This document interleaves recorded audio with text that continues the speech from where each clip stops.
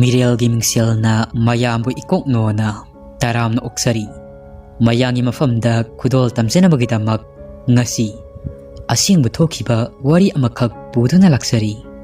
wari asi sana laibak Manipur asida thokhiba wari masa amakakni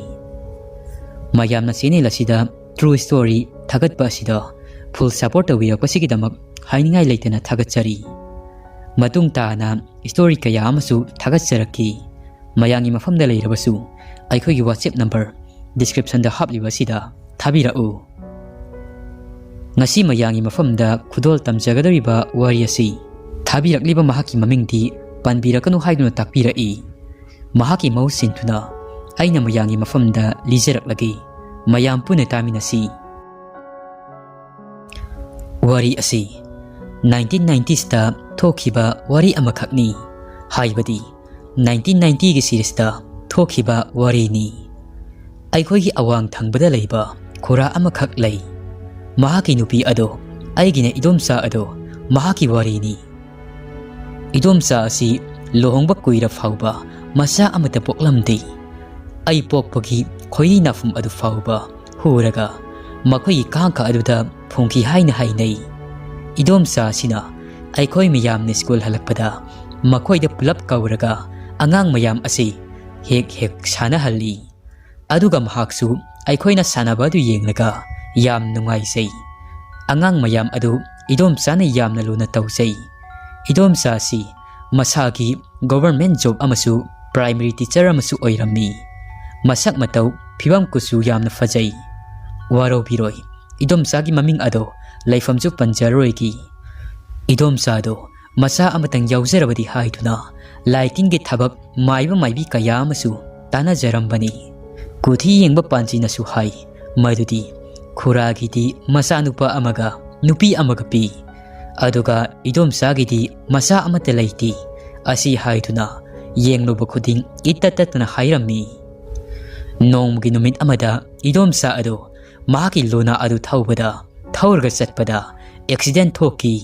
amasung edomcha ado komada laiki hospital da mapuroibado aigina khura ado tumduna lairiba gyan tadana komada lairiba edomcha gi makhut aduda hanjin chiktuna gyan taraknaba kanna hotna jai haibadi mahaki nupi oirabanina nungsibagi mayaina edomcha ado gyan taraknaba hotna jaribani hek yengbadasu phibam kaiduna adumak tumduna lairiba edomcha ado fok launaga hagulakadabaga mari asumna matam khara komada lairaba matungda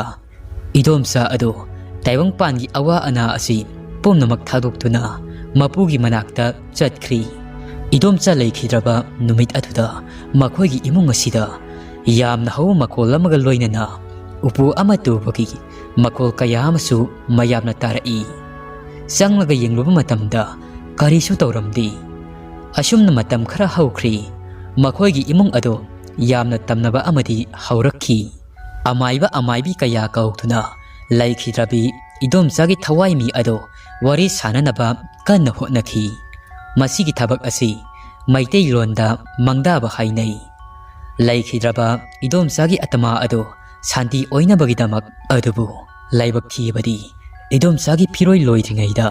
khuragi manaung nupa pakhang animak ado BP stroke tawduna taibang pan thadokhi lai khoiramba yaba kaya amasu khoiramni adubu dasa tabadi asum phabadi lairatana hena dum henjilai aikhoi gi leikai de leibi abok amaibi amana mamaida lai khoiramnaba tawkhi abok asi yamna faba migi fanabada tawba yamna chamjaba abokni masagi lai nungsit leibani amaibi tamluba natti asumna abok aduna lai khoiramnaba makhoigi awaba taramba dasalangman mayam ado kokthokhi akon bagi lai khoirambadadi ok matum ahum yakok mathakta haptuna atei potlam kayama haptuna thadok lammi lai khoiramba loiro matum sanskar tawruba karakpagumna lamjau pukri aduda irupaga sangai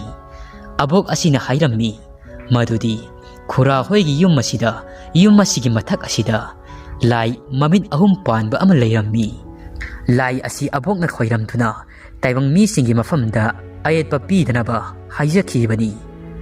asumna tawduna khura hoigi imung ado ingna sikna santi oina leire haujikti abok adusu isorgi manakta chatkhri khura adusu nupi amal hongduna macha nupa amaga nupi amaga poktuna yamna nungaina leire wari asi matang sloisinjari lai haibasi leitaba natti thida thijelurabasu hektamak phangdi hektamak leiti adubu tasingnamakti lai haibasi leibani mayamna thajaba thajabidaba haibadudi khangdri wari asi asengbu thokhibani haiduna channel asigi nungsijaraba subscriber amakakna thabirakpani